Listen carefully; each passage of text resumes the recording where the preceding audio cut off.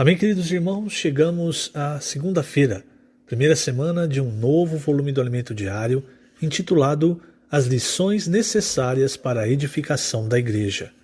E o título desta primeira semana, Habitação de Deus no Espírito. O título da segunda-feira, O Objetivo de Deus, e os versículos, Efésios capítulo 2, versículos 14, 20 a 22.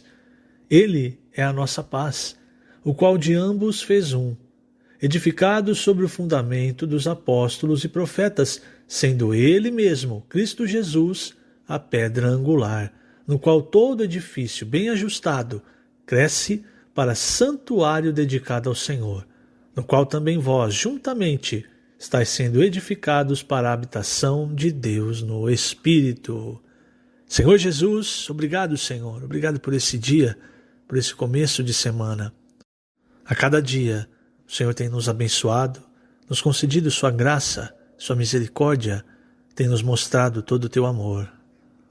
E a cada dia, o Senhor também tem nos dado sua palavra para nos encorajar, nos incentivar a prosseguir, a edificar a igreja, a cumprir aquilo pelo qual o Senhor nos chamou. E para isso, Senhor, nós sempre contamos com a tua graça, com o teu Espírito, pois de nós mesmos não podemos fazer nada, não somos dignos, não somos úteis, pelo contrário, só atrapalhamos a edificação. Por isso, Senhor, é tão importante a obra que o Senhor está fazendo em nós. E por isso nós queremos dar total liberdade ao Senhor para trabalhar no nosso ser, para remover as coisas que ainda te atrapalham, as frestas, as portas abertas que nós deixamos ainda para Satanás. Remove, Senhor, fecha as brechas, as portas, que a porta que esteja aberta seja a porta do nosso coração para o Senhor, para as pessoas, para o Evangelho, que daqui até a tua volta possamos te servir à tua maneira, sendo edificados para a habitação de Deus no Espírito. Obrigado, Senhor. Jesus é o nosso Senhor. Muito bem, queridos irmãos, então chegamos a um novo volume do Alimento Diário, segundo volume dessa série, onde nós vamos estudar Mateus capítulo 16. Na verdade, não simplesmente Mateus 16, mas é o desejo do coração de Deus em ter uma casa para seu descanso. Não uma casa feita por mãos humanas, mas uma casa feita pelo próprio Deus. Essa casa é a igreja. E a igreja, irmãos, ela precisa ser edificada. E cada um de nós é um material, uma pedra viva para a edificação da igreja. E nessa edificação, irmãos, nós precisamos entender a parte prática. Por um lado, nós fazemos parte da igreja no seu aspecto universal, ou seja, em todos os tempos, desde que ela foi gerada. Agora, de forma prática, de forma que essa igreja seja expressa, nós estamos edificando e sendo edificados onde nós reunimos, na cidade onde nós moramos. Por isso que a expressão da igreja é uma igreja em cada cidade. Por isso você vê Paulo escrevendo cartas às igrejas na Galácia, que era uma região com várias cidades, a igreja em Corinto, a igreja em Éfeso. Você vê em Apocalipse, são 7 cartas para 7 igrejas, cada igreja em uma cidade. Por quê? Porque, por exemplo, Paulo faz parte da igreja, certo? Assim como eu, assim como você. Mas Paulo, irmãos, ele dormiu no Senhor há muito tempo. Assim também muitos outros irmãos. Então esses irmãos, eles vieram primeiro e participaram da edificação. Mas na parte prática, hoje, nós não temos contato com essas pessoas. E falando no nosso tempo, tem irmãos que moram do outro lado do mundo. Também estão fazendo parte da edificação da igreja, mas nós não temos contato. Então, a parte prática, onde nós atuamos, é onde nós reunimos. Na cidade em que nós reunimos com os irmãos que ali fazem parte da igreja. É com esses irmãos que nós edificamos de forma prática a igreja. Não adianta eu pensar assim, bom, eu estou aqui nessa cidade, mas eu não gosto desses irmãos, não consigo edificar, trabalhar junto com esses irmãos. Bom é aqueles irmãos daquela outra cidade que eu encontrei uma vez na minha vida. Você percebe, não tem sentido, irmãos. Onde nós estamos servindo o Senhor, onde o Senhor nos colocou, Ali, de forma prática, é onde nós nos reunimos, servimos ao Senhor, edificamos e somos edificados. Por isso é tão importante, quando nós falamos da edificação da igreja, falar também sobre o relacionamento entre nós. Porque Paulo, por exemplo, em Efésios, e é falado isso hoje no Alimento Diário. Então Paulo mostra, irmãos, que a cruz de Cristo ela derrubou toda a parede de separação. Naquele tempo havia muita separação entre os povos, entre raças. Hoje, nesse mundo globalizado, nem tanto, mas naquela época, irmãos, você via nitidamente as pessoas divididas por culturas, por raça. Isso acontecia principalmente entre os gentios e os judeus. Mas mesmo entre os gentios, havia também culturas diferentes, isso causava separação. Paulo fala que no novo homem não há bárbaro, não há cita, não há grego. Por quê? Porque essas raças, essas culturas, elas se fechavam entre elas. E hoje, irmãos, então hoje nós não vemos muito isso, essa questão nos tempos de hoje, mas nós criamos separação muitas vezes de alma. Você pega às vezes as pessoas que você mais gosta e você forma uma panela na igreja, uma panelinha e ninguém entra, você se fecha. Então isso, irmãos, é também de certa forma uma separação e não pode haver. Mas voltando aqui para o trecho de Efésios, a partir do versículo 11, Paulo diz, capítulo 2, portanto, lembrai-vos de que outrora vós, gentios na carne, chamados em circuncisão por aqueles que se intitulam circuncisos na carne, por mãos humanas, naquele tempo estáveis sem Cristo, separados da comunidade de Israel, estranhos às alianças da promessa, não tendo esperança e sem Deus no mundo. Irmãos, todos nós estávamos assim, éramos assim. Nós estávamos longe, separados, estranhos às alianças, às promessas de Deus, nós não tínhamos esperança, nós não tínhamos Deus. Mas aí, versículo 13, agora em Cristo Jesus, vós que antes estáveis longe, fostes aproximados pelo sangue de Cristo, porque Ele é a nossa paz, o qual de ambos fez um, e tendo derrubado a parede da separação que estava no meio, a inimizade, aboliu na sua carne a lei dos mandamentos na forma de ordenanças, para que dos dois criasse em si mesmo um novo homem, fazendo a paz. Isso, irmãos, o Senhor fez com relação às raças, às culturas, enfim. A igreja é um novo homem. Então não é um novo homem grego, não é um novo homem judeu, não é um novo homem brasileiro, é um novo homem. Não pode haver separação, não pode haver inimizade. É por isso, irmãos, toda a inimizade foi derrubada pelo sangue de Cristo na cruz. É por isso que nós vemos não apenas uma vez o Senhor dizendo que se nós não perdoarmos um irmão, nós também temos os nossos pecados retidos. Ou seja, Deus também não nos perdoa. Quando ele ensina a orar, Mateus 6, ele toca nesse ponto.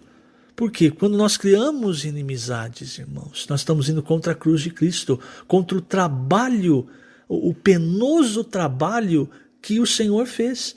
O Senhor sangrou para derrubar toda a parede da inimizade, de toda a parede física, espiritual, psicológica, mas eu aqui chego, olho e falo assim, não, com esse irmão eu tenho problema, então eu não quero me reunir com ele, eu vou para outro lugar. Ou você percebe o que Cristo fez? Nós, irmãos, nessa nossa atitude, facilmente tentamos anular. Por quê? Porque ele trabalhou para derrubar toda a parede de separação, toda a inimizade, mas eu facilmente levanto inimizades. Então é um ponto, irmãos, que todos nós precisamos perceber, se nós não estamos indo contra a cruz de Cristo, o trabalho que o Senhor fez.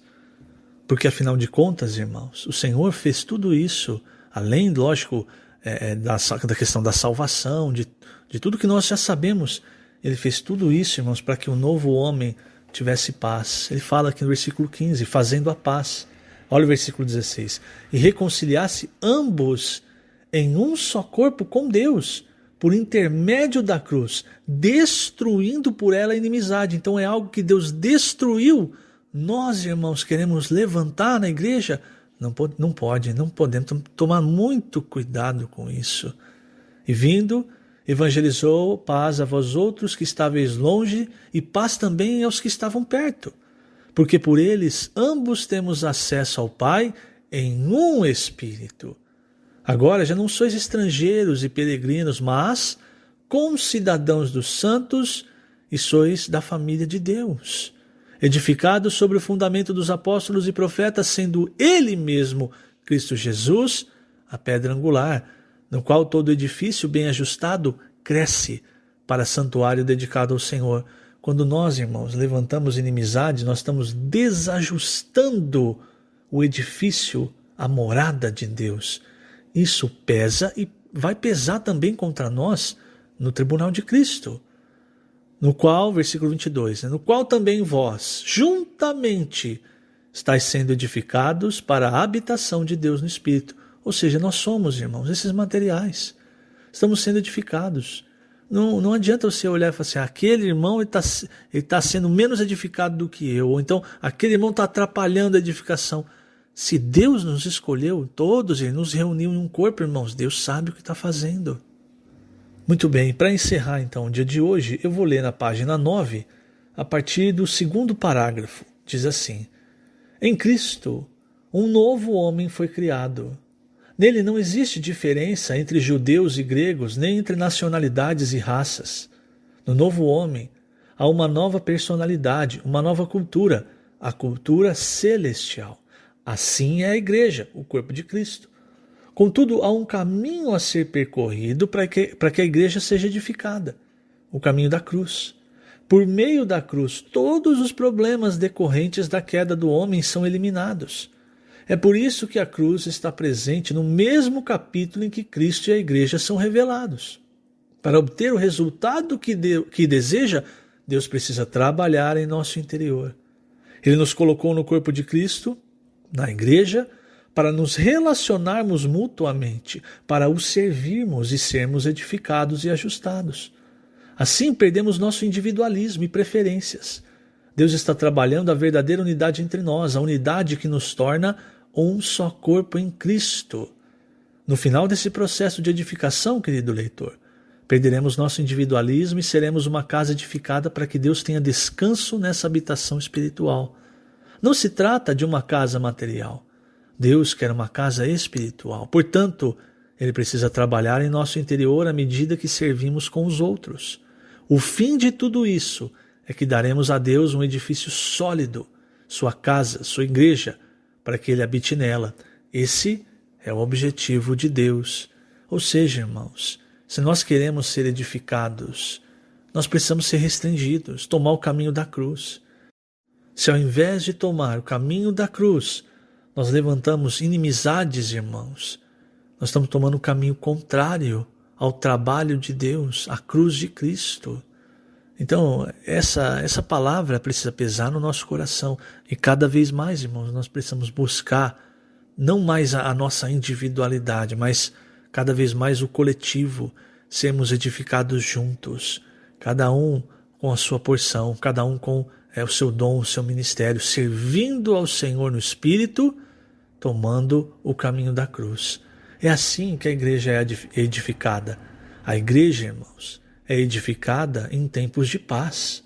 Quando não há paz, não há edificação. É por isso que o apóstolo Paulo, em praticamente todas as epístolas, ele começa dizendo graça e paz. Isso é o que é necessário para a edificação da igreja. O resultado do desfrute da graça é a paz. E a graça, irmãos, é Cristo sendo dado a nós para tudo o que nós formos fazer, inclusive para edificar a igreja. Nós precisamos da graça de Deus para tudo, irmão, até para respirar. Nós vemos no Antigo Testamento, se o Senhor, se eu não me engano, no livro de Jó, posso estar enganado, se o Senhor tirasse o seu espírito, todos nós expiraríamos, quer dizer, morreríamos. Então, irmãos, quando nós desfrutamos da graça, e essa graça vem para nós edificarmos a igreja, aí há paz. Se nós levantamos inimizade, se nós estamos... porque isso acontece porque nós não estamos desfrutando da graça. Porque se você tem um problema com o irmão, quando você vai até o Senhor te ilumina, você resolve. Se é levantada inimizade, está faltando graça. Se está faltando graça, vai faltar paz. Não há edificação. Então, não sejamos nós portas que Satanás possa entrar e sair para prejudicar a igreja, irmãos. O Senhor nos mostrou isso em Mateus 16. Que nós sejamos, pelo contrário, pedras vivas para essa habitação de Deus no Espírito. O título desta primeira semana, Habitação de Deus no Espírito. E o título da terça-feira, o significado da palavra Shalom, parte 1. Os versículos, Efésios capítulo 1, versículos 22 e 23. E pôs todas as coisas debaixo dos pés, e para ser o cabeça sobre todas as coisas, o deu à igreja, a qual é o seu corpo, a plenitude daquele que a tudo enche em todas as coisas. Muito bem, queridos irmãos, o título desta terça-feira, o significado da palavra Shalom. É muito interessante nós entendermos o significado de algumas palavras no Antigo Testamento. No Antigo Testamento, principalmente os nomes dados às pessoas, não eram simplesmente nomes que, eu achei bonito aqui, então vou chamar com esse nome, chamar de Carlos, José, João. Cada nome, irmãos, tem um significado e diz respeito à experiência. Por exemplo, os filhos de José, quando José colocou o nome em cada filho, cada um dizia respeito à sua experiência. Quando o próprio Adão deu o nome a Eva, até então chamava de varoa, não é? Quando ele dá o nome a Eva, Eva significa vivente, é a mãe de todo ser vivente. Isso por quê? Porque antes de ele dar o nome a Eva, eles estavam sob a condenação da morte, eles achavam que eles iam morrer. Eles haviam comido da árvore do conhecimento do bem e do mal e achavam que iam ser exterminados ali. E aí o Senhor veio e pregou o evangelho para eles, naquelas palavras de Gênesis 3, a partir do versículo 15, quando ele fala do descendente da mulher. Ali Adão percebeu que eles sobreviveriam. Então ele deu o nome à mulher, sua esposa, de Eva, ou seja, de alguém que vive, alguém que sobreviveu, enfim. E por que eu estou dizendo isso, irmãos? Aqui no Alimento Diário nos mostra um pouco da raiz, aqui, vamos falar sobre isso na terça e na quarta-feira, nos mostra um pouco da raiz dessa palavra tão importante, a palavra Shalom. É uma palavra muito usada até hoje pelos judeus e ela é cheia de significado. Inicialmente, irmãos, nós sabemos, a palavra Shalom, ela significa paz. E também, irmãos, é um cumprimento dos judeus, né? Quando eles entram, quando eles saem. E no hebraico, irmãos, também precisamos entender, cada palavra ela tem uma raiz, e essa raiz é formada pelas principais letras. Aí aqui no Alimento Diário dá um exemplo que fica fácil de entender. O exemplo da palavra Adamá, que significa terra. Ela tem, a raiz dessa palavra é o A, o D e o M. E dessa mesma palavra deriva Adão, ou Adam, né? Por quê? Porque Adão, ele foi tirado da terra, como no sentido de ele era um boneco de barro, como nós vemos em Gênesis 2:7. E o barro, irmãos, ele tem aquela cor acobreada, avermelhada, não é? Um pouco ali marrom, enfim, dependendo do lugar, às vezes é mais vermelho, às vezes é um pouco mais puxado para o marrom.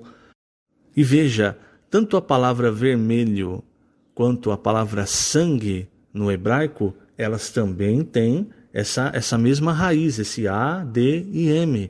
Então, aqui está explicando, né? A palavra sangue no hebraico é Dan, e a palavra vermelho, Adom. Então, isso só para você perceber como é importante nós identificarmos a raiz das palavras para entender um pouco mais do seu significado. Então veja, a palavra terra, a palavra sangue, vermelho, tudo, irmãos, derivando dessa raiz ADM que também é o nome do primeiro homem, Adão. Aí agora, irmãos, eu vou ler aqui na página 10, o último parágrafo, que ele fala um pouco da raiz da palavra shalom, e aí depois ele ainda aplica espiritualmente, irmãos, aos nossos tempos. Então veja, aplicando esse princípio, a palavra shalom tem como raiz as consoantes S, H, L e M. Dessa mesma raiz tem-se a palavra shalem. Sabe o que essa palavra significa? Significa completo, plenitude. Veja que maravilhoso. A palavra shalom, que é paz, está intimamente ligada à palavra shalem, que significa completo e plenitude. Tomando como exemplo a construção do templo pelo rei Salomão, podemos dizer que somente após ser finalizado sua construção, houve shalom em Israel. Isto é, somente após todas as peças do templo terem sido encaixadas, houve paz. Somente quando o templo estava completo e o serviço em plena harmonia, houve shalom sobre Israel, houve paz. Essa ilustração nos mostra que, quando o Senhor nos edificar juntos, dispondo todas as peças e materiais de construção bem ajustados, bem encaixados, teremos paz. É por isso que Paulo usa a expressão, no qual, em Cristo, todo edifício bem ajustado, lá em Efésios 2:21. Quando todos nós, por negar a nós mesmos e servir junto com os santos, perdermos nosso egoísmo, seremos edificados e bem ajustados. O resultado é que cresceremos para ser santuário dedicado ao Senhor, edificados juntamente para a habitação de Deus no Espírito. Cresceremos porque esse edifício é vivo. Então Deus terá descanso, sua habitação estará concluída e haverá shalom, isto é, paz. Aleluia. Então, irmãos, veja que coisa maravilhosa. Isso está ligado à edificação da igreja, pois a edificação da igreja, irmãos, ela não se dá em tempos de guerra. Davi, por exemplo, irmãos, era um homem de guerra. Por causa disso, ele não pôde edificar o templo. Quem teve de edificar o templo, quem recebeu esse encargo, foi o seu filho, Salomão, e o templo foi edificado em tempos de paz. Essa paz, irmãos, ela se relaciona principalmente com o nosso desfrute do Senhor e nosso relacionamento uns com os outros. Por quê? Você pode dizer, mas nós estamos em guerra contra Satanás. Na verdade, irmãos, o Senhor já venceu Satanás. O Senhor é quem travou a batalha. O Senhor é quem venceu. Se você olhar, por exemplo, o que Paulo nos fala no final de Efésios, quando ele fala que a nossa luta não é contra carne e sangue, sim contra os principados, e ali depois ele nos mostra a armadura de Deus. Se você perceber bem, irmãos, são todos os itens ali são itens defensivos. Por quê? Porque o Senhor já alcançou a vitória. No começo do livro de Efésios, fala que nós estamos assentados com Cristo, ressurretos com Cristo, assentados com Ele nas regiões celestiais. É uma posição de vitória. Por que, irmãos, ainda nós sofremos as derrotas? Porque nós saímos dessa posição. É a mesma coisa que acontece Romanos 7 e Romanos 8. Por que nós ainda experimentamos Romanos 7? Porque nós descemos, nós caímos, saímos de Romanos 8, que é uma vida com Cristo, uma vida crucificada, uma vida no Espírito, e voltamos para aquela vida antiga do nosso velho homem. Então, quem conseguiu a paz, quem derrotou os inimigos, não fomos nós, irmãos. Quem fez isso foi o Senhor. E Ele nos colocou, por isso que esse trecho de Efésios que nós lemos fala que Cristo, depois de ter vencido tudo, foi dado à igreja. Então, se nós permanecemos nessa posição de vitória de Cristo, irmãos, é aí no Espírito, negando a nós mesmos, então que nós conseguimos edificar a igreja no descanso, em tempos de paz. Quando nós saímos dessa posição, irmãos, aí não há paz. Aí Satanás consegue uma porta aberta para tumultuar a edificação da igreja. Aí a briga entre os irmãos, no relacionamento entre os irmãos, no relacionamento entre família, pais e filhos, marido e mulher, enfim. Mas quando nós permanecemos, irmãos, em Cristo, nós desfrutamos graça e paz. E essa paz, irmãos, hoje nós podemos ter um antegozo, mas no final, quando o Senhor voltar, essa paz vai ser completa, irmãos. Aí acabou. Hoje nós ainda, eu não vou ser hipócrita, irmãos, nós ainda temos preocupação, por exemplo, com a morte. Por mais que nós saibamos o que nos espera, o Senhor, onde o Senhor nos guarda, enfim, nós ainda nos preocupamos com relação a isso, em adoecer, em falecer, enfim. Agora, quando o Senhor voltar, irmãos, acabou toda a preocupação. Não tem mais morte, não tem mais doença, não tem mais tristeza. Acabou, irmãos, é só o desfrute desse shalom eternamente. Hoje nós ainda temos que trabalhar, mas sempre trabalhando no descanso. E o título dessa quarta-feira é O Significado da Palavra Shalom, parte 2. O versículo, Salmos, capítulo 22, versículos de 6 a 9. Orai pela paz de Jerusalém. Sejam prósperos os que te amam.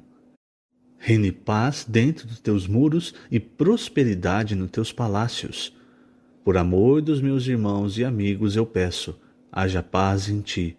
Por amor da casa do Senhor nosso Deus, buscarei o teu bem. Muito bem, queridos irmãos, nós começamos a ver o significado da palavra shalom. E nós vimos que, além de significar paz, o que é conhecido por muitos de nós, a raiz dessa palavra, ela vem de algo completo, de plenitude. Nós, irmãos, o ser humano, ele só consegue estar satisfeito quando ele tem paz. Ele pode ter diversas coisas, pode ter dinheiro, ele pode ter muitas coisas que ele acha que vão fazer com que a sua vida seja plena. Mas se ele tiver tudo isso e faltar a paz, o ser humano não tem plenitude. Agora, essa paz que eu estou me referindo ainda é a paz do mundo, certo? A verdadeira paz, a paz que excede todo entendimento, a paz que o mundo não dá, a verdadeira shalom, não é? Essa é o Senhor quem nos dá. É só o Senhor que consegue nos deixar plenos, completos. Isso, irmãos, com relação também à igreja. E aqui no Alimento Diário, eu vou ler no primeiro parágrafo, página 12, fala sobre Jerusalém também. Então, o trecho diz assim: Ontem, ao falar da palavra paz em hebraico, isto é, shalom, vimos que ela possui a mesma raiz de shalem, que significa completo, plenitude. Ainda outra palavra derivada da mesma raiz é Jerusalém, que em hebraico se escreve Yerushalem. Desculpa se a pronúncia estiver errada. Jerusalém significa cidade da paz, ou cidade da plenitude, e também cidade da harmonia. Tudo isso mostra que na edificação da igreja, o que Deus quer é obter a paz, a plenitude e a harmonia. Então veja, irmãos, aí a gente aplica a figura que nós vivemos hoje. Muitas vezes, irmãos, a edificação da igreja ela não prossegue porque falta o quê? Falta a paz. A paz no relacionamento entre os irmãos, a harmonia, a plenitude. É isso que nós precisamos buscar. É onde Satanás entra para tumultuar, irmãos. Lembre-se, o Senhor Jesus é o príncipe da paz. E eu acredito que agora, irmãos, depois de nós vermos o significado dessa palavra, algumas coisas mudam no nosso conceito, não é? Porque parece que a paz é algo simplesmente fora de nós, mas na verdade, paz, irmãos, é algo que está dentro de nós. Não é uma mera condição exterior. Às vezes no exterior, irmãos, está tudo bem. Interiormente, as coisas estão como um turbilhão, uma ventania, uma tempestade. Então, o que Deus quer é trazer para nós o desfrute da sua graça e, por conseguinte, da sua paz. É isso, então, que nos dá a plenitude. É por isso que o apóstolo Paulo sempre começava as suas epístolas dizendo graça e paz a vós outros. Eu vou até aproveitar nesse ponto, ler mais 2 parágrafos. Página 12, terceiro e quarto parágrafo. No Evangelho de João, ao usar a saudação paz seja convosco, João 20, 19, Jesus não apenas queria que os discípulos ficassem sem conflitos, sem guerra e em paz. É muito mais que isso. Seu desejo era que eles ficassem plenos e em harmonia, a fim de restaurar o que não estava completo, isto é, restaurar a conexão com Deus e com o próximo para tornar o mundo harmonioso e completo. Veja, irmãos, né? Naquele momento em que o Senhor aparece aos discípulos, eles estavam trancados dentro de uma casa, eles estavam com medo. O Senhor havia acabado de morrer e eles estavam com medo também de serem perseguidos e mortos. Então, eles estavam sem paz, tanto fora quanto dentro. Interiormente, imagine, irmãos, a situação dos discípulos. Por isso que a primeira coisa que o Senhor disse, quando ele apareceu, paz seja convosco. Parece só uma saudação, não é? Mas na verdade, irmãos, se nós temos paz interiormente, nós temos a sensação de plenitude. É isso que Deus quer nos dar, irmãos. Por isso nós precisamos buscar o Senhor. Lembre-se, nós só conseguimos, irmãos, a edificação da igreja com a paz. Não há edificação da igreja. E essa edificação, veja, né, aqui o alimento diário nos dá esse exemplo, faz essa ligação. Quando o Senhor criou tudo, recriou, não é, o que nós conhecemos, tudo que nós conhecemos, Ele criou o homem no 6º dia. E no 7º dia, irmãos, Ele descansou. Se você lembrar bem da situação, o começo de Gênesis diz que estava tudo um caos.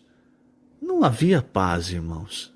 Você olhava a situação que estava a terra, você não via paz, você via trevas, caos. E aí, irmãos, isso logo nos primeiros versículos. Aí o Senhor foi trabalhando. O Senhor foi falando. Como o Senhor trabalha? Através da palavra, né? Ele foi falando. Disse Deus, haja isso, e aí houve. Disse Deus, haja aquilo, separou isso, separou aquilo, criou isso, criou aquilo. Chegou no versículo, irmãos, 31 de Gênesis 1, já no 6º dia, Deus olhou e viu tudo o que ele havia feito. E ele disse, eis que é muito bom. Eu vou aplicar isso à nossa vida, irmãos.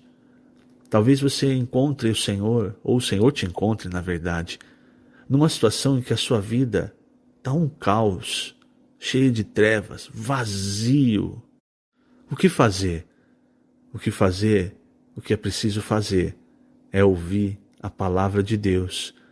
Porque pouco a pouco, veja, irmãos, Deus ele não faz as coisas de uma maneira imediata. Ele poderia fazer, mas ele faz as coisas passo a passo. Então, pouco a pouco, você está olhando para a sua vida. Agora é trevas, é caos, não tem paz. Mas aí o Senhor vai falando. As coisas elas vão voltando para os seus lugares. Aquilo que estava desaparecido começa a aparecer. Aquilo que é trevas começa a sumir. A vida começa a surgir. E de repente, depois que você está ouvindo a palavra, praticando aquilo que você está ouvindo, de repente, irmãos, você percebe, puxa, está muito bom, não é? Olha só, olha o que Deus fez na minha vida, é muito bom. Por quê? Porque você está em paz, porque dentro de você a obra de Deus foi sendo feita e isso foi transparecendo fora de você na sua vida também. Então você foi recebendo a graça e o resultado, você está em paz. Esse é o resultado, irmãos, do trabalhar de Deus. Esse é o resultado da palavra de Deus entrando em nós, nos transformando, operando como Paulo falou, né, para os Tessalonicenses. Eles recebiam a palavra de Paulo como de fato ela era a palavra de Deus. E isso fazia com que essa palavra operasse eficazmente neles. O que é isso? É transformar o caos, as trevas, o vazio em algo que é muito bom. Talvez você não acredite, mas se você se voltar ao Senhor, se voltar à palavra do Senhor, você vai começar a perceber que aquilo que estava fora do lugar vai entrar no lugar. Aquilo que estava cheio de trevas, que era um caos, vai começar a brilhar luz. Você vai ver a vida surgindo. Agora, quando eu digo isso, irmãos, eu quero dizer, Deus, Ele só concede a graça ao humilde. Pedro e Tiago dizem isso. Porque O Senhor tem nos falado tanto sobre ter um espírito pobre, um coração humilde e contrito. É para nós recebermos a graça, irmãos. Recebendo a graça, a palavra de Deus, Deus vai trabalhando em nós. A paz, irmãos, ela vai tomando conta do nosso ser. E você talvez não perceba, mas aí a edificação, ela também vai surgindo. Agora, se nós formos arrogantes, se nós acharmos que nós já não precisamos de mais nada, como a igreja em Laodiceia, aí, irmãos, Deus resiste ao soberbo. Ao humilde ele concede a sua graça. Veja, então, como deve ser a nossa reação diante de Deus. E por fim, voltando ao exemplo de Gênesis, no 7º dia, Deus descansou. Hoje, irmãos, nós temos aí 6.000 anos, desde, mais ou menos, 6.000 anos, desde a criação de Adão até hoje. E nós estamos entrando no 7º período de 1.000 anos. Pedro, tanto em Salmo quanto em Pedro, nós lemos que para Deus, um dia é como 1.000 anos. Isso quer dizer que até então se passou, estamos quase no fim do 6º dia para Deus. Então o 7º período de 1.000 anos, o 7º dia é o descanso, tanto para Deus quanto para os homens. É isso que Hebreus nos diz. Por um lado, a boa terra de Canaã era um descanso para o povo de Israel. Foi ali que Jerusalém e Sião foram edificadas. Mas, em Hebreus, nós lemos, capítulo 4, versículo 8, ora, se Josué lhes houvesse dado descanso, não falaria posteriormente a respeito de outro dia. Portanto, resta um repouso para o povo de Deus, porque aquele que entrou no descanso de Deus, também ele mesmo descansou de suas obras, como Deus das suas. Quer dizer, quando a edificação estiver pronta, vai reinar a paz. Nesse momento, irmãos, o Senhor pode voltar, o príncipe da paz. E na volta do Senhor, nós que trabalhamos, não é? Porque aqui fala, aquele que entrou no descanso de Deus, ele descansou também das suas obras, porque, de fato, irmãos, nós trabalhamos, edificamos, não é? Não nós, como Paulo diz, não eu, mas a graça de Deus. Então aí, nesse momento, Deus e o homem podem descansar. A realidade do 7º dia, a realidade do sábado, e é isso que às vezes a religião não entende, ela mostra, na verdade, o milênio, o reino milenar, onde o homem e Deus têm descanso, irmãos. Por quê? Porque há paz. Hoje, irmãos, nós somos os trabalhadores da última hora. Já falamos tanto sobre isso, não é? Falta, então, nós percebemos essa realidade. Nós estamos prestes a entrar no descanso. E a melhor forma, irmãos, de trabalhar nesse momento é também no descanso. Ou seja, é indo até o Senhor. Ele pode nos aliviar. Ele, irmãos, é manso e humilde de coração. Ele pode nos conceder a sua graça, ele pode nos conceder a sua paz, a sua plenitude. Assim, irmãos, nós servimos a Deus com alegria. E conforme nós servimos, conforme nós ouvimos a palavra, essa palavra vai transformando a nossa vida, o nosso serviço, a nossa família, o lugar onde nós estamos.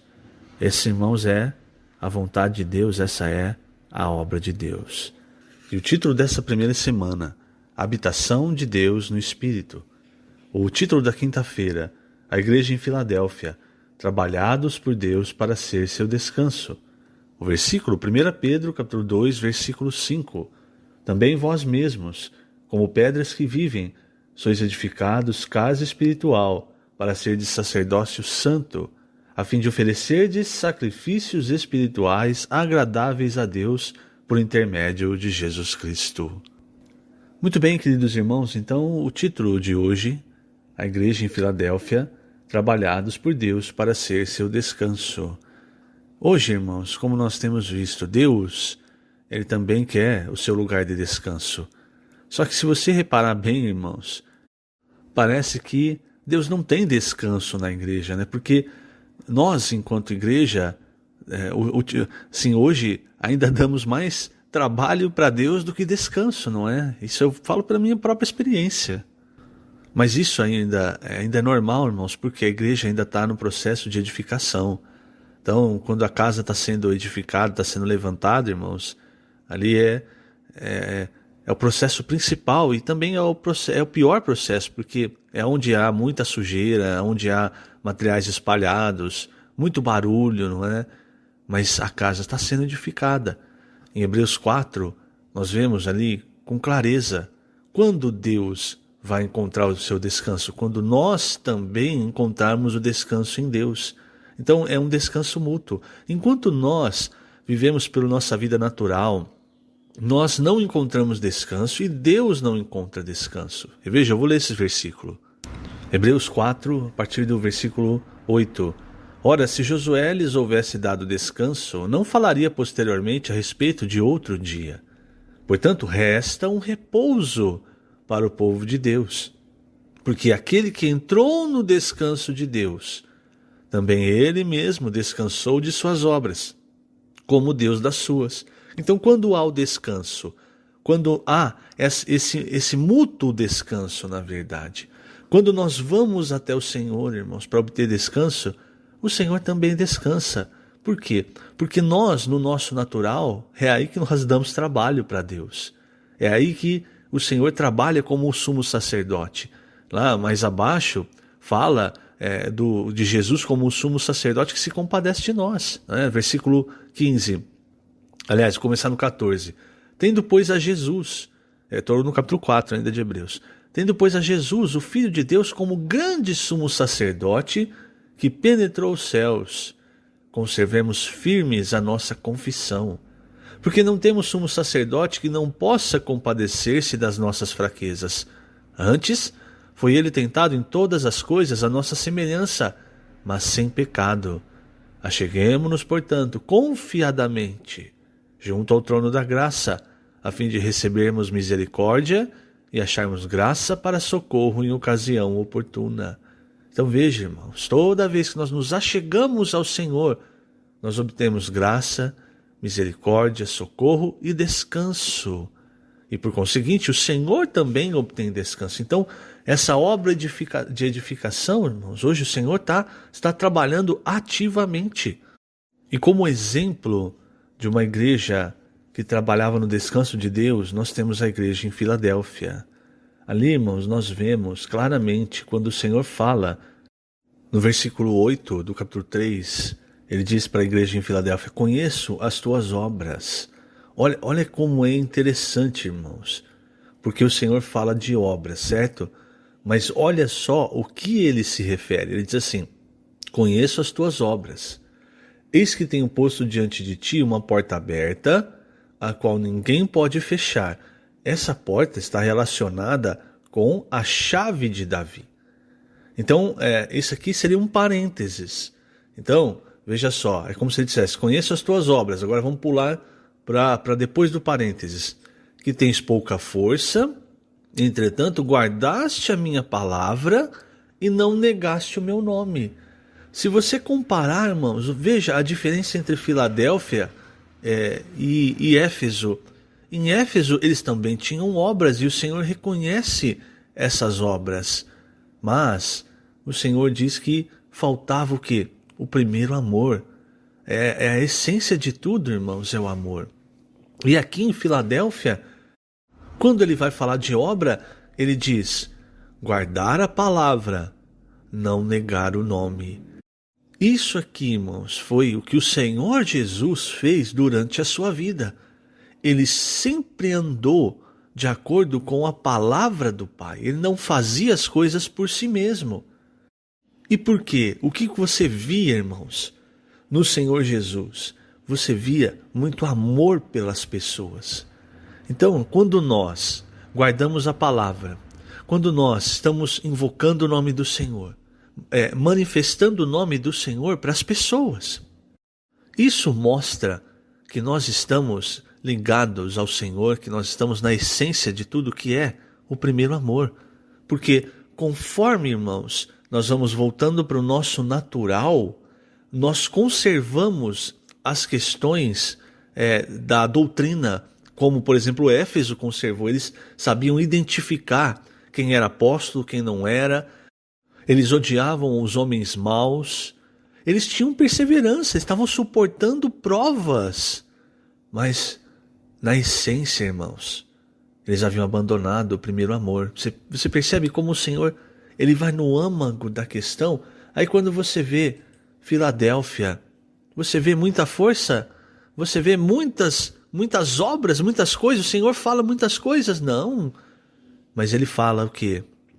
Eu conheço as tuas obras, eu sei, você tem pouca força, mas você tem guardado a palavra, você não tem negado o nome. Quer dizer, a essência do primeiro amor presente. Quando a palavra de Deus, o nome do Senhor, irmãos, sai da nossa vida, quando nós passamos a não invocar mais, quando nós passamos a não ter mais contato com a palavra, ouvir a palavra por ouvir, significa que nós perdemos essa essência.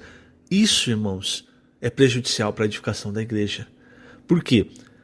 Éfeso, ele conservava uma boa doutrina, porque eles tinham recebido de Paulo. Mas só isso, irmãos, não é o que o Senhor quer. O Senhor quer é que esse fogo, o amor, esse primeiro amor, esse fogo que arde dentro de nós, nos motive então a pregar o evangelho, a falar a palavra, a cuidar dos irmãos, enfim. Isso vem do primeiro amor, essa ligação viva com Deus. Então essa igreja, irmãos, das 7 igrejas que nós temos em Apocalipse, essa foi a única que o Senhor, além de elogiar, o Senhor fez uma promessa. Normalmente, para cada uma das igrejas, o Senhor faz a promessa aos vencedores, certo? Mas aqui no versículo 10, ele vai além. Ele diz, porque guardaste a palavra da minha perseverança, também eu te guardarei da hora da provação que há de vir sobre o mundo inteiro, para experimentar os que habitam sobre a terra. Vamos aplicar na nossa situação hoje, irmãos.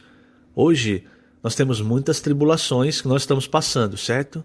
Mas há uma tribulação que todos nós, que nenhum de nós, aliás, quer passar, que é a grande tribulação. Se nós, irmãos, nos mantivermos no primeiro amor, se nós guardarmos a palavra, se nós não negarmos o nome do Senhor, pelo contrário, se nossa vida, o invocar o nome do Senhor é contínuo, é constante, com toda certeza, irmãos, nós estamos contribuindo para a edificação da igreja. E isso vai fazer com que, antes da grande tribulação, na sua volta, como Paulo diz, como um ladrão na noite escura, o Senhor venha para nos roubar, entre aspas, não é? Agora, falando da parte prática da edificação, falando do que nós estamos fazendo hoje e até das dificuldades, irmãos, eu queria ler na página 16 o primeiro parágrafo. Esse parágrafo, ele fala da edificação do templo após o cativeiro na Babilônia, né? Então, o primeiro templo, o templo de Salomão, havia sido destruído, assim como Jerusalém. E aí eles voltaram após o cativeiro. Não foi todo o povo de Israel. Nós vivemos um período, irmãos, veja só, porque nós sempre tentamos aplicar a palavra à situação que nós vivemos. Então, nós estamos num período em que, guardadas as devidas proporções, é lógico, nós ficamos quase 2 anos presos em casa, sem reuniões, sem poder sair. E o que acontece? O que aconteceu com o povo de Israel? Quando eles tiveram a ordem de voltar, a autorização para voltar e para reconstruir o templo, os muros, enfim, não foram toda a nação que voltou, porque eles se acostumaram. Ali no cativeiro não era que eles estavam presos em calabouços, sujos, gelados, não. Eles fizeram casas. Ali o profeta Ageu fala que eles estavam fazendo casas apaineladas, casas boas. Eles fizeram lugares para morar confortáveis. Ali eles desfrutavam das coisas ali na Babilônia, no lugar de exílio. E na hora de voltar, irmãos, muitos, a maioria, não quis voltar. Achou, não, tá, desse jeito tá bom. É uma nova realidade. Por que eu estou dizendo isso? Porque muitos de nós, irmãos, depois dessa pandemia também, muitos encontram dificuldade em voltar ao viver normal da igreja. Sabe, irmãos, nós precisamos combater isso.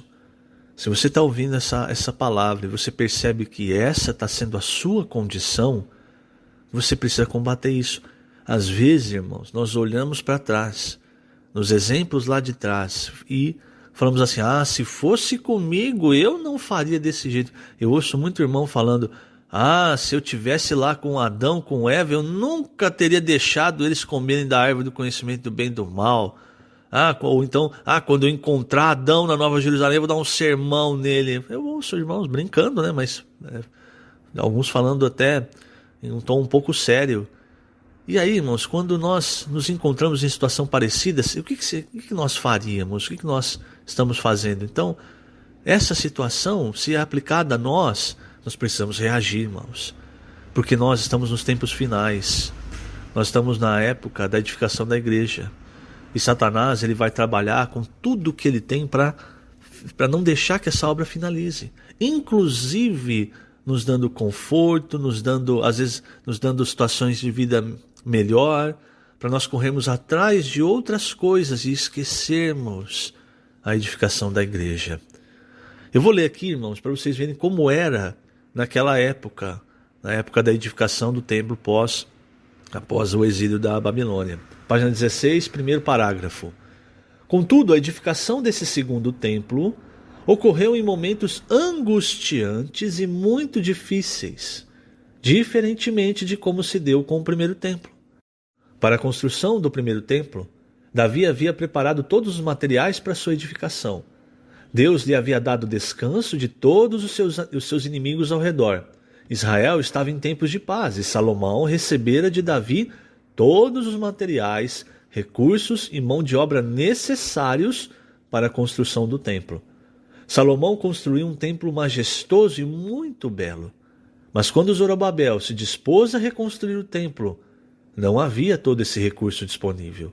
O povo havia voltado para Jerusalém graças a um decreto do rei Ciro, e quando chegaram à cidade, encontraram forte oposição daqueles que habitavam perto dali. Não havia materiais previamente preparados para a obra. A reconstrução da casa de Deus ocorreu em meio a muitas dificuldades. Vemos, portanto, que a reconstrução do templo, que estava nas mãos de Zorobabel e Josué aqui, lembre-se, é o sacerdote, não está falando daquele Josué dos tempos de Moisés, representa a edificação da igreja em nosso tempo. O livro de Esdras relata que, quando terminado o alicerce da segunda casa, os mais velhos, que tinham visto a primeira casa, o primeiro templo, choraram. Mas os mais jovens, que não tinham visto a primeira casa, gritaram de alegria. Por que os mais velhos choraram? Porque esse segundo templo era mais modesto. O primeiro templo era majestoso, tinha todos os recursos preparados por Davi. Mas o segundo templo foi construído em meio a muita angústia, muita dificuldade, pois tudo estava destruído. Hoje também nos deparamos com uma situação semelhante ao olhar para a cristandade. Parece que tudo foi destruído, mas nesses tempos angustiosos, precisamos de homens de fé. Cremos que o Senhor nos tem levantado para ser homens de fé, pois temos aqui a realeza e o sacerdócio, ou seja, a autoridade e o serviço a Deus. Hoje o Senhor fala a cada um de nós: sê forte e trabalhai, porque eu sou convosco. Isso é suficiente para nos encorajar e dar forças. Vamos avançar cheios de fé, conduzidos por nosso Rei e servindo fervorosamente na igreja. Aleluia, o Senhor é conosco. Então veja, irmãos, se nós formos comparar a situação em que nós vivemos hoje, é essa situação da reconstrução do segundo templo. É preciso, irmãos, perseverança. Por isso o Senhor disse para a igreja em Filadélfia: porque guardaste a palavra da minha perseverança. Quer dizer, esses tempos, irmãos, vão ser tempos em que nós vamos precisar de perseverança para terminar a edificação da casa de Deus. Mas lembre-se sempre, trabalhai, porque o Senhor é conosco. Isso, irmãos, deve nos encorajar. E o título da sexta-feira: a maneira de Cristo edificar sua igreja. O versículo Efésios capítulo 4, versículos 11 e 12 na versão King James atualizada.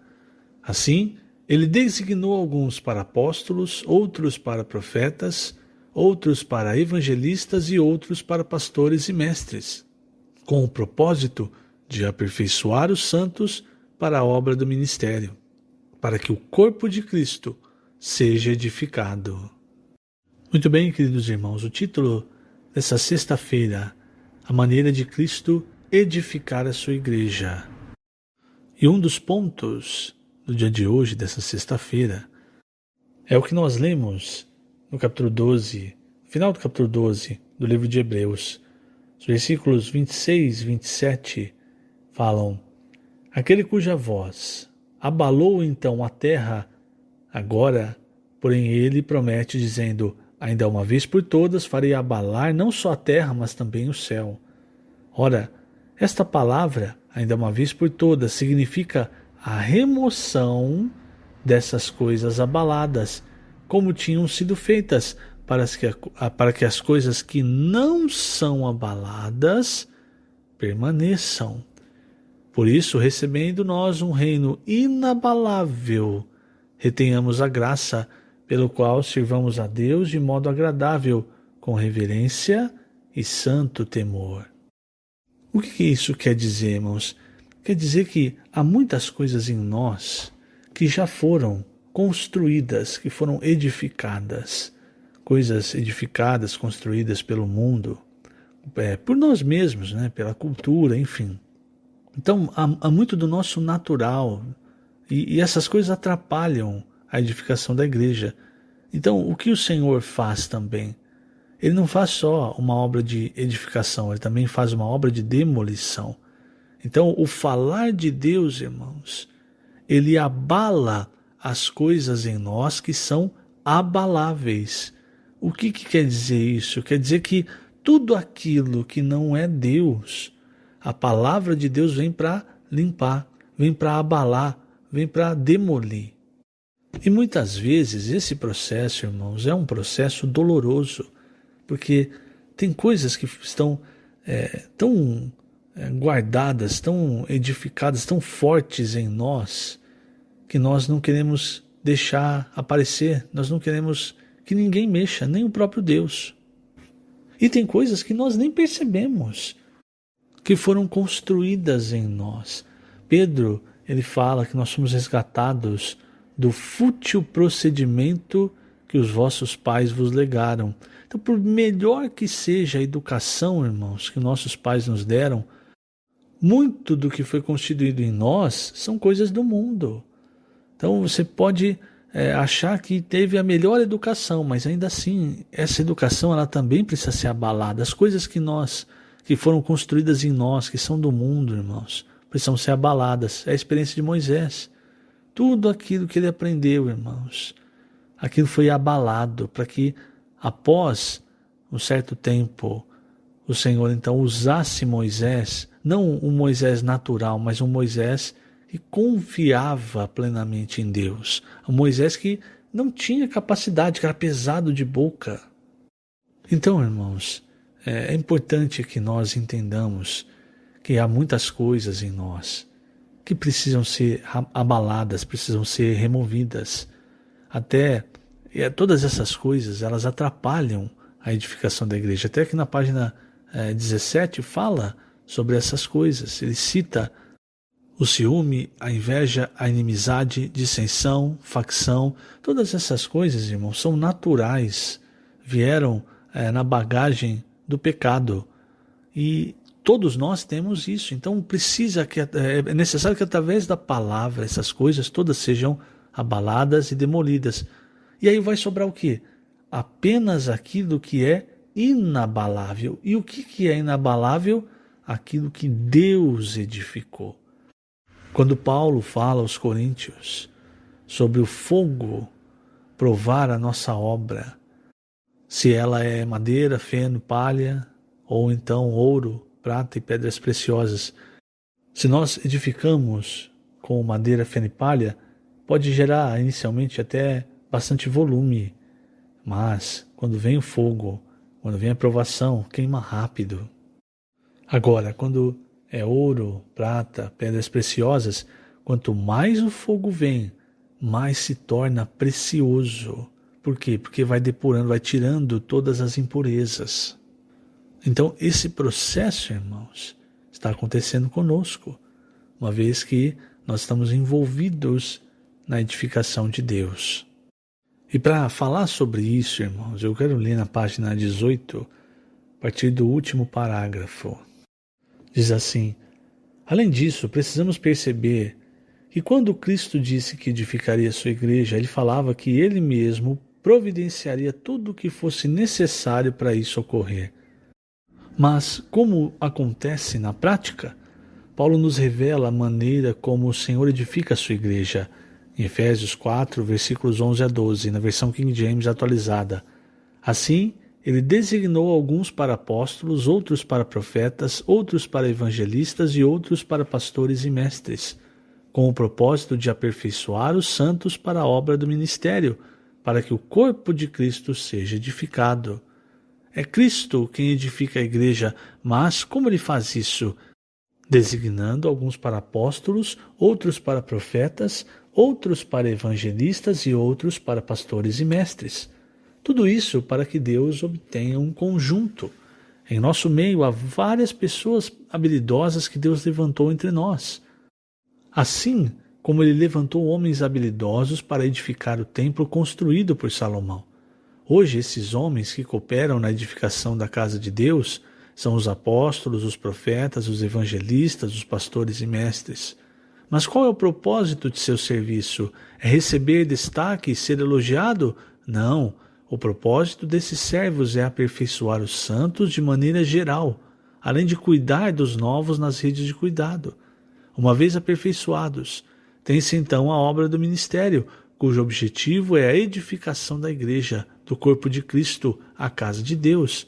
Este é o foco de Deus, esta é sua ocupação nesta era, a edificação do corpo de Cristo. Então, veja, irmãos, esses mencionados aqui, eles não são uma classe especial de pessoas. É a religião, irmãos, que tanto se preocupa com o exterior, que na verdade frisa muito essa questão de cargos. Aqui são simplesmente funções.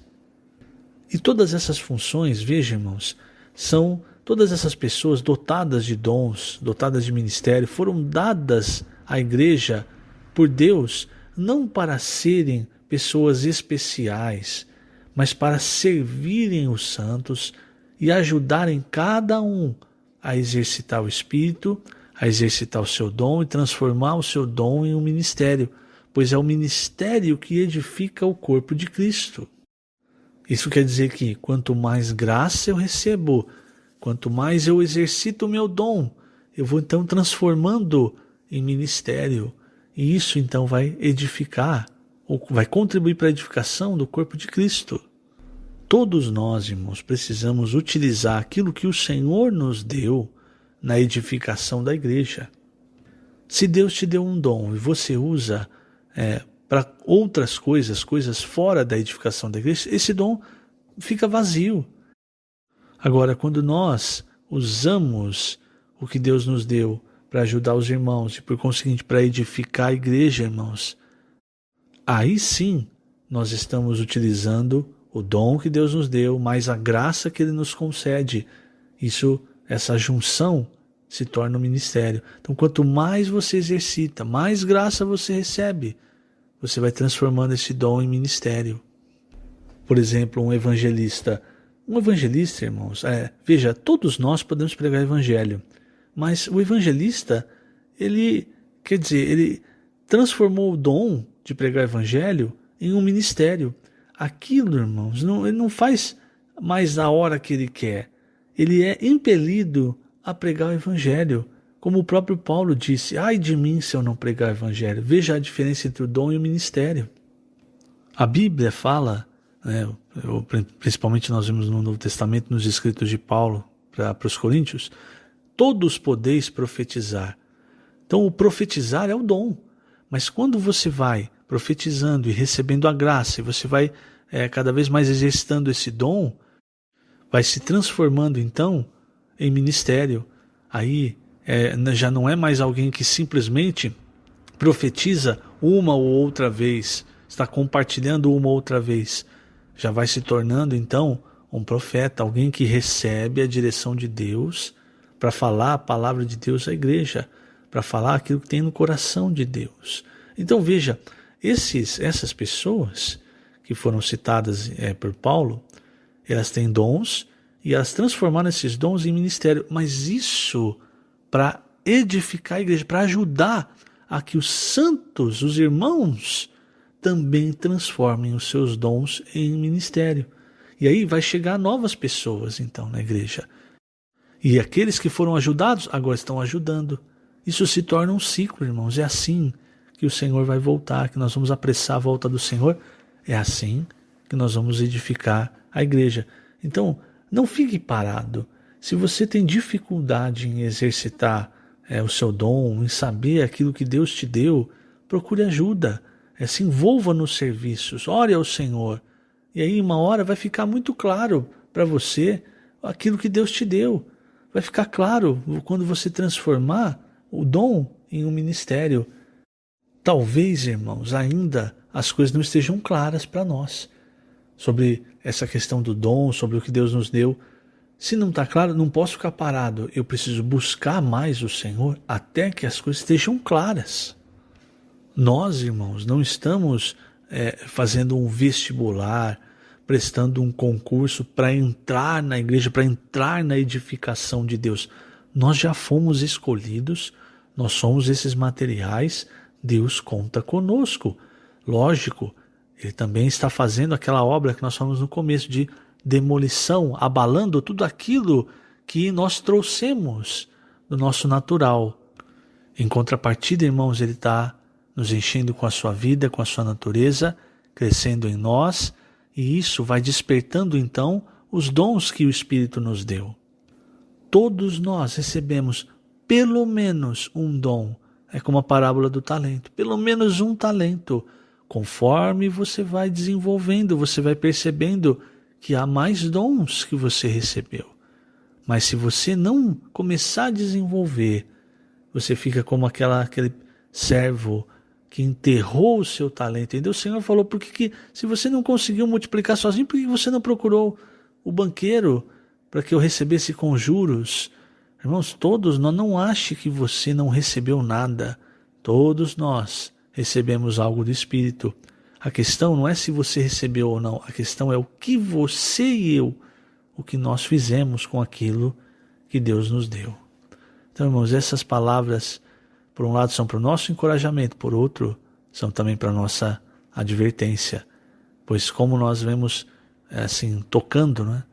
Nós estamos nos tempos finais muito próximos à volta do Senhor. Somos já os trabalhadores da última hora, prestes a fechar essa era. Então nós precisamos levar essa questão da edificação de Deus muito a sério. E o título do sábado, a palavra da verdade e a edificação da igreja. O versículo, Efésios 4,15, que diz, seguindo a verdade em amor, cresçamos em tudo naquele que é a cabeça, Cristo. Muito bem, queridos irmãos, o título do sábado é a palavra da verdade e a edificação da igreja. Ainda em Efésios, irmãos, ontem nós vimos que o Senhor concedeu ao corpo homens dons, ou seja, apóstolos, profetas, pastores e mestres, evangelistas. Esses homens dons visam a edificação do corpo de Cristo. Como? Através de auxiliar, de incentivar, de aperfeiçoar todos os demais membros do corpo, para que esses também desenvolvam o seu ministério. E aí, os próximos, aqueles que chegam à igreja, aqueles que se convertem também, são ajudados por esses que foram ajudados por outros. Isso é um ciclo, irmãos, é o ciclo do crescimento. E aí Paulo, ainda em Efésios 4, ele fala sobre o final desse ciclo. Ele diz, até que todos cheguemos à unidade da fé e do pleno conhecimento do Filho de Deus. A perfeita varonilidade é a medida da estatura da plenitude de Cristo. Aí no versículo 15, eu vou ler o 14, mas ainda nesse contexto, o versículo 15 diz, mas, seguindo a verdade em amor, cresçamos em tudo naquele que é a cabeça, Cristo, de quem todo o corpo, bem ajustado e consolidado pelo auxílio de toda a junta, segundo a justa cooperação de cada parte, efetua o seu próprio aumento para a edificação de si mesmo em amor. Então, irmãos, é muito importante que nós sigamos a verdade, quer dizer, a palavra da verdade, em amor. E esse amor, ele procede de Deus, ele é o resultado de nós seguirmos a verdade. Então, seguindo a verdade em amor, nós crescemos em tudo, mas encabeçados por Cristo. Isso, irmãos, é essencial. Não há crescimento se nós não temos o encabeçamento de Cristo. E esse encabeçamento, irmãos, ele acontece pela palavra. É quando o Senhor fala a palavra e nós praticamos, nós seguimos a verdade, é que nós somos encabeçados por Cristo. E aí sim, há então o crescimento da igreja, a edificação da igreja. Você pode pensar, parece que eu estou parado, parece que eu parei no tempo, tanto tempo de vida cristã, e parece que eu não estou crescendo. Precisa perceber se está seguindo de fato a palavra da verdade em amor. Se está sendo encabeçado por Cristo ou se está apenas seguindo doutrinas. Às vezes a gente acostuma tanto com algumas doutrinas, irmãos, que quando o Senhor ele fala de forma diferente, nós ficamos presos nisso. Então a palavra de Deus ela não pode ser meramente absorvida pela nossa mente como doutrina, ela precisa ser vivida, irmãos, tem que se transformar em espírito e vida. Isso acontece quando nós estamos ligados ao Senhor, desfrutando dessa palavra como espírito e vida, exercitando o nosso espírito. É totalmente diferente você receber a palavra com o espírito e você receber a palavra na mente. Um ateu, ele tem capacidade de ler a Bíblia, de explicar a Bíblia e ao mesmo tempo de não crer na Bíblia. Mas quando nós nos aproximamos da Bíblia com o espírito contrito, um coração aberto, um espírito, uma pessoa pobre em espírito, essa pessoa, irmãos, ela é tocada pela palavra de Deus, isso transforma a vida dela, ela é encabeçada por Cristo.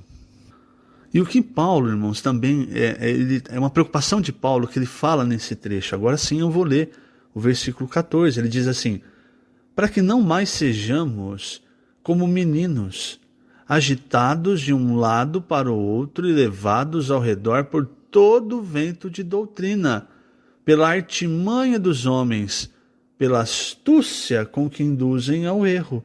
Então, se nós não exercitamos o nosso espírito, se nós não estamos encabeçados, não há crescimento, irmãos. E aí você pode ter, às vezes, 50 anos de vida cristã, mas você ainda é como um menino, uma menina, uma criança. E qualquer vento de doutrina pode agitar você para lá, para cá. Você é pego pela artimanha dos homens, por aqueles que falam bonito, pela astúcia dos que induzem ao erro. O próprio apóstolo Paulo ele falou essas palavras para os coríntios. Os coríntios estavam sendo enganados por aqueles que falavam bonito.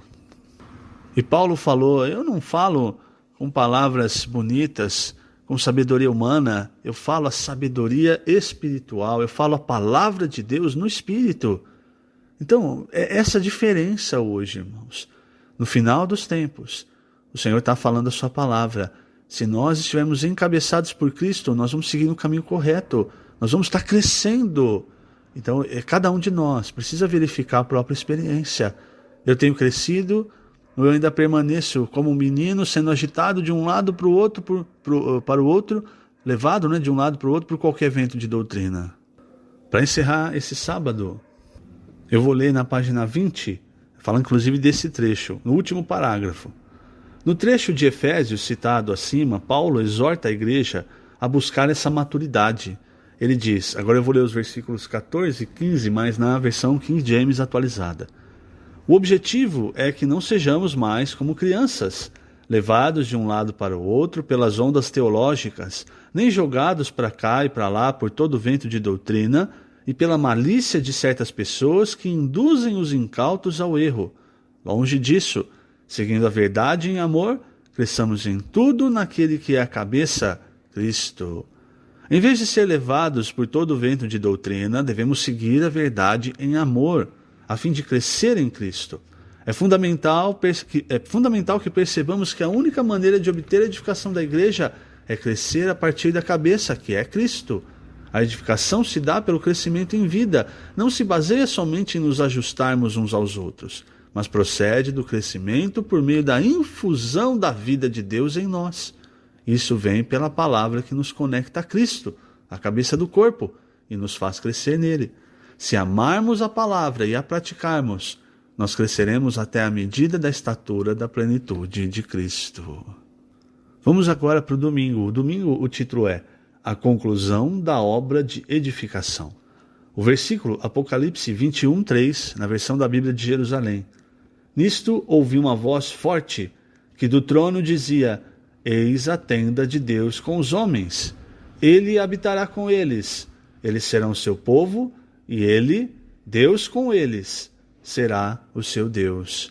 Isso é maravilhoso, irmãos, porque veja, quando nós olhamos o final de tudo, ali em Apocalipse, Apocalipse capítulo 21, capítulo 22, nós vemos a Nova Jerusalém. A Nova Jerusalém é a esposa do Cordeiro, e a Nova Jerusalém é, por fim, a habitação de Deus.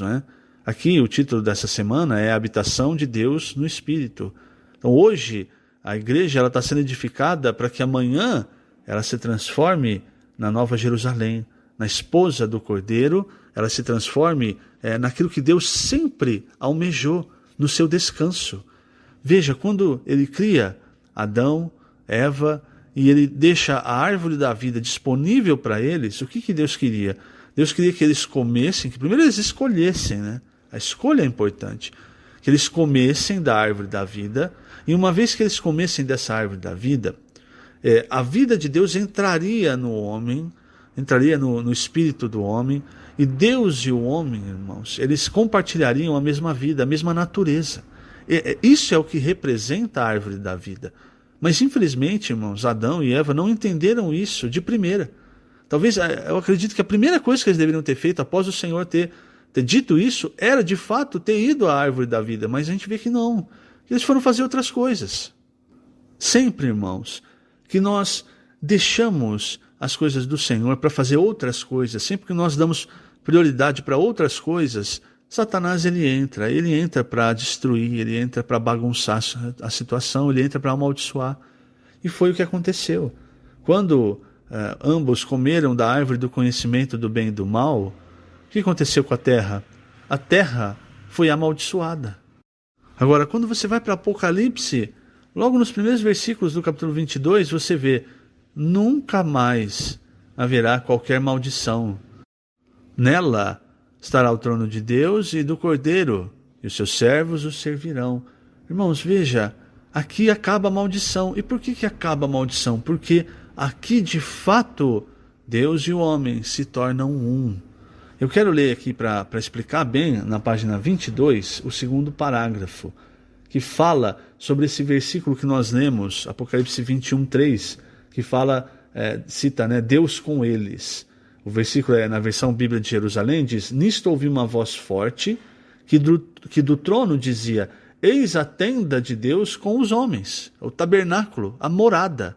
Nós não estamos falando da habitação de Deus no Espírito, é a Nova Jerusalém, o final, a conclusão de tudo.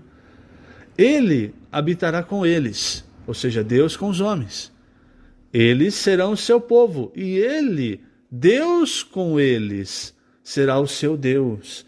Então veja que não é um Deus com eles apenas, Deus está junto ali, está caminhando junto. Não, irmãos. É o resultado final do plano de Deus, é a mescla de Deus e o homem, é o Deus com eles. Então na página 22, a partir do segundo parágrafo, diz assim: Quando obtiver sua igreja edificada e gloriosa, Cristo voltará. Diante do que tem sido revelado, concluímos que de nossa parte falta mais cooperação com o Senhor. Se cooperarmos com Ele, a igreja será edificada mais rapidamente e daremos a Deus um lugar de descanso. Apocalipse 21 fala que a esposa gloriosa do Cordeiro, a Nova Jerusalém, será o lugar de habitação de Deus pela eternidade. Deus e o homem estarão unidos para sempre. No versículo 3 lemos: Nisto ouvi uma voz forte que do trono dizia: eis a tenda de Deus com os homens, ele habitará com eles, eles serão seu povo, e ele, Deus com eles, será o seu Deus. Perceba que a partir desse capítulo o nome de Deus será Deus com eles, ou seja, Deus com os homens. A realidade do nome Emanuel, citado em Mateus 1:23, se realiza em Apocalipse 21:3. Nesse momento, Deus e os homens estarão de fato unidos, e Deus terá descanso no homem, formando com ele esse templo. Assim, Deus estará satisfeito, pois terá um lugar de habitação. Nesse lugar, não somente reinaremos com Cristo, mas também continuaremos a servir a Deus eternamente. Não é maravilhoso? É maravilhoso, irmãos. Mas para isso, hoje, nós precisamos, a nossa parte, que é edificar a igreja, que é como nós vimos no sábado, seguir a palavra da verdade em amor, sendo encabeçados por Cristo. É isso que faz a edificação da igreja. É nós seguirmos o Senhor, é nós praticarmos a palavra, é nós tomarmos a cruz negando a nós mesmos. Esse caminho, hoje, pode ser um caminho, irmãos, estreito, apertado, com provações, com dificuldades, mas é o caminho que conduz para a glória, irmãos. Não seja distraído da edificação da igreja hoje pelas coisas do mundo, pelas coisas que o mundo oferece, irmãos. Isso é simplesmente uma distração. Hora que a cortina do mundo cair e mostrar de verdade o que é o mundo, o que há nele, né? Satanás, os anjos caídos, os demônios, muitos que amaram o mundo vão se assustar, vão se enojar, mas aí vai ser tarde. Por isso, irmãos, hoje nós devemos seguir a palavra da verdade, ligados ao Senhor, em amor, sendo encabeçados por Cristo, para aí sim haver a edificação da igreja. Que o Senhor te abençoe grandemente nesse dia. Lembrando, estamos colocando essas gravações na página www.igrejaemribeirãopreto.net.br/alimento-diário. Jesus é o Senhor.